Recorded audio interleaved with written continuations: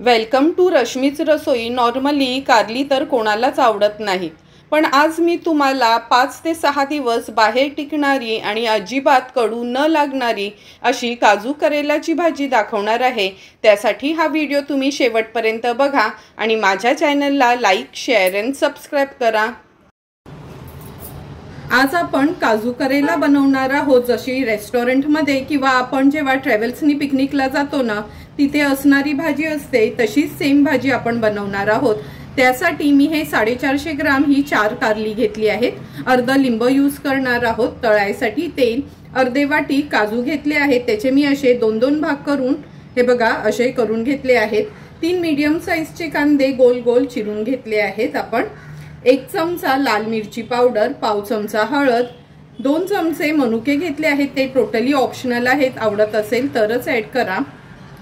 1 चमचा चाट मसाला, अर्धा चमचा धना जिरा पूड, अर्धा चमचा गरम मसाला, 2 चमचे आलं, लसूण आणि मिरचीचा हा क्रश किंवा असे बारीक बारीक चिरून घ्यायचे, पण पेस्ट यूज करायची नाही।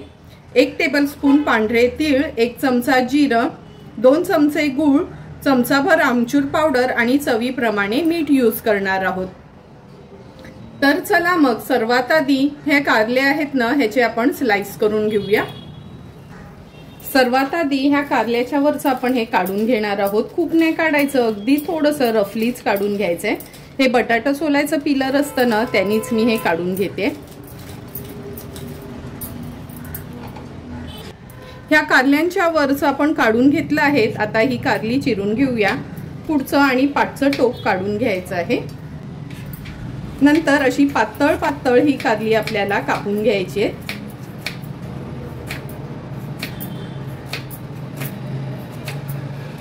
हे बघा अशी पातळ कापून घेतली ना, का ह्याच्या आतल्या बिया पण इझिली निघतात। अशाच पद्धतीने सर्व कारली मी कापून घेते आणि यातल्या बिया पण काढून घेते।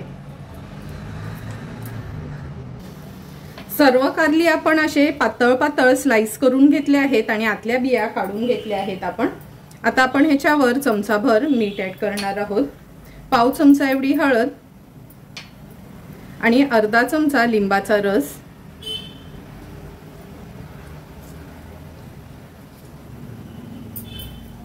आता व्यवस्थित लिंबाचा रस, हळद आणि मीठ ह्या कारल्यांच्या चिप्सला असं लावून घेऊया। 15 ते 20 मिनिटांसाठी ही कारली आहेत ना अशीच ठेवायची आहेत। ही मी चाळण घेतली आहे आणि हा स्टँड ठेवते, म्हणजे जे पण एक्स्ट्राचं ह्याचं कडवट पाणी असेल ना ते निघून जाईल। कारली थोडी मुरेपर्यंत हा कांदा आहे ना, मी असे हे गोल गोल स्लाइस करून घेतलेत। 3 मीडियम साइजचे कांदे असे पातळ गोल गोल स्लाइस केले आहेत। त्याच्यावर मी चमचाभर साखर टाकून ठेवलं होतं एक 10 ते 15 मिनिटांकरता।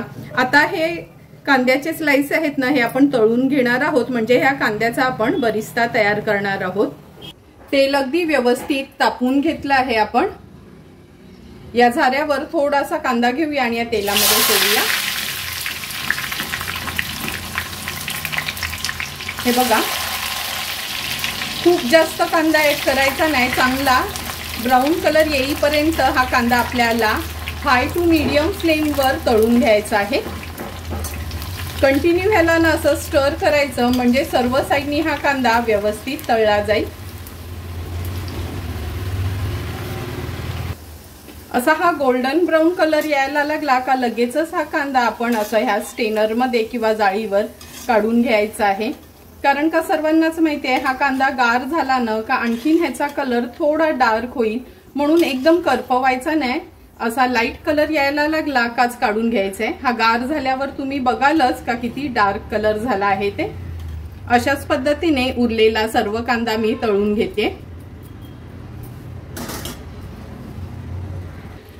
थोडा थोडा करून तिन्ही कांदे आपण हे तळून घेतले आहेत। आता हे बाजूला ठेवूया, म्हणजे थोडे क्रिस्पी होतील ते।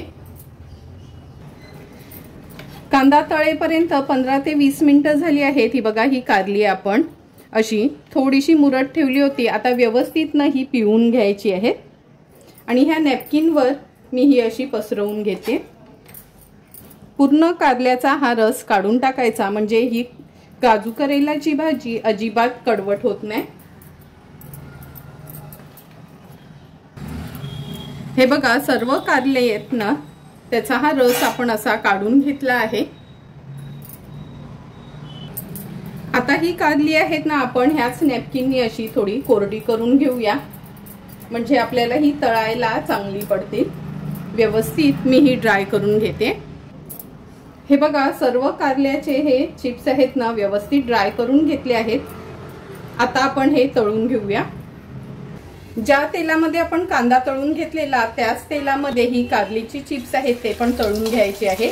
मीडियम टू हाय फ्लेमवर हे तळायचे आहेत, ते मात्र लक्षात ठेवा। लो फ्लेमवर जर तळली तर ते चांगले क्रिस्पी होणार नाहीत। आता छान क्रिस्पी होईपर्यंत हे आपल्याला असे तळून घ्यायचे आहे। आणि एक टिप मात्र लक्षात ठेवा, तळताना ना खूप जास्त कारली एका वेळी घालू नका तेलामध्ये, थोडी थोडीच घाला, म्हणजे ते छान मोकळे मोकळे असे क्रिस्पी होतील, असे तळले जातील।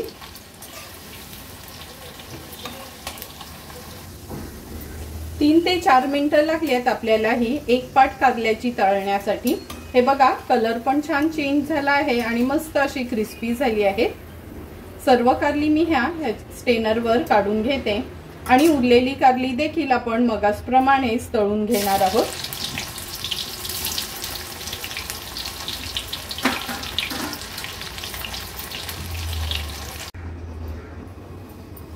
हे बघा थोडी थोडी करून सर्व कारली आपण ही तळून घेतली आहेत।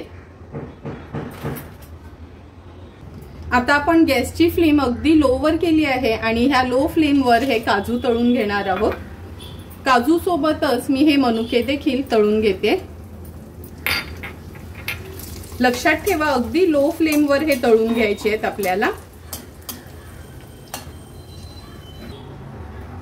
काजू आणि मनुके देखील आपण अगदी व्यवस्थित लो फ्लेमवर तळून घेतले आहेत। आता गॅसची फ्लेम मी स्विच ऑफ करते। एक एक करून आपली कारली, काजू, मनुके आणि कांदा पण तळून झाला आहे। आता लगेचच काजू करेला बनवायला सुरुवात करूया।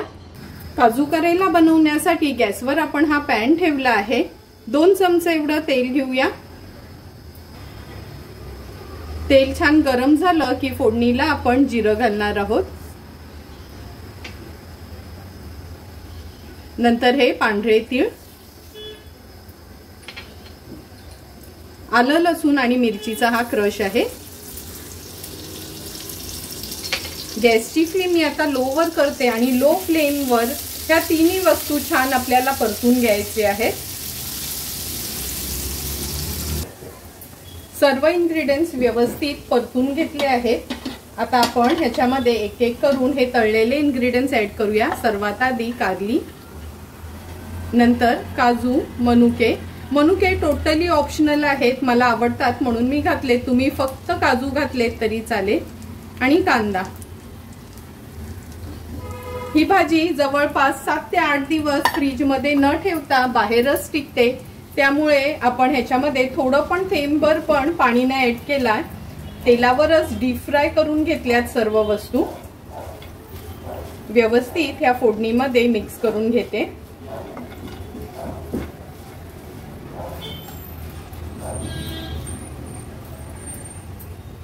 मिक्स करून झाले का सर्वात आधी आपण ही लाल मिरची पावडर, चाट मसाला, धना जिरा पूड,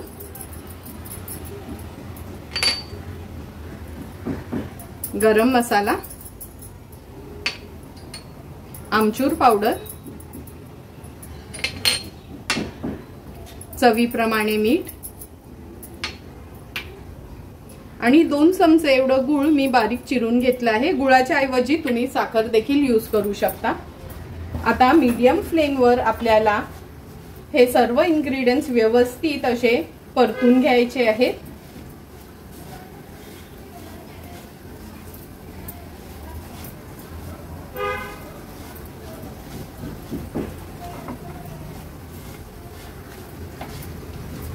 तीन ते 4 मिनिटांसाठी आपण मीडियम फ्लेमवर व्यवस्थित हे परतून घेऊया।